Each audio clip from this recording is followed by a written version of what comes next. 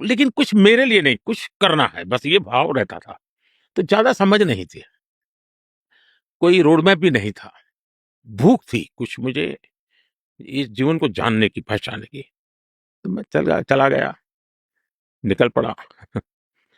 तो रामकृष्ण मिशन में मेरा संपर्क आया, वहाँ के संतों ने बहुत प्यार दिया, मुझे बहुत आशीर्वाद दिए।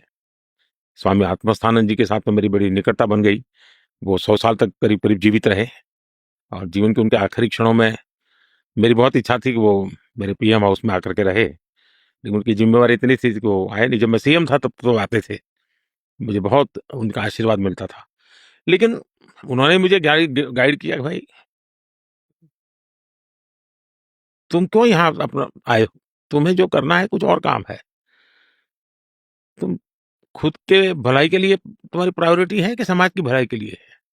विवेकानंद जी ने तो जो भी कहा है वो समाज की भलाई के लिए है। तुम तो सेवा के लिए बने हो।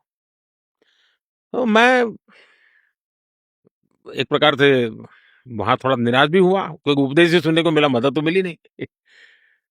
फिर मैं अपने रास्ते पर चलता रहा, कई जगह पे हिमालयन लाइफ में रहा, बहुत कुछ अनुभव किया, देखा, बहुत सारे जीवन के अनुभव रहे, कई लोगों से मिलना हुआ, बड़े-बड़े तपस्वी लोगों से मिलने का मौका मिला। लेकिन मन स्थिर नहीं था मेरा। आयु भी शायद ऐसी थी जिसमें जिज्ञासा बहुत थी, जानना समझने की ख़्वाहिश थी।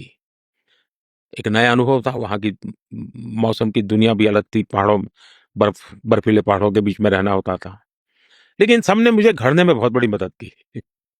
मेरे भीतर की सामर्थ्य को अ, उसमें से बल मिला, साधना करना, ब्रह्म मुहूर्त में उठना, स्नान करना, लोगों की सेवा करना, सहज रूप से जो बुजुर्ग संत होते थे, तपस्वी संत, उनकी सेवा करना। एक बार वहाँ पर नेचुरल कैलेमिटी आई थी, तो मैं काफ़ी गाँव वालों की मदद में लग गया।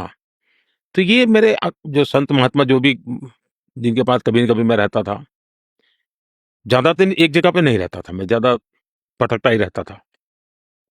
एक प्रकार वैसा ही जीवन था।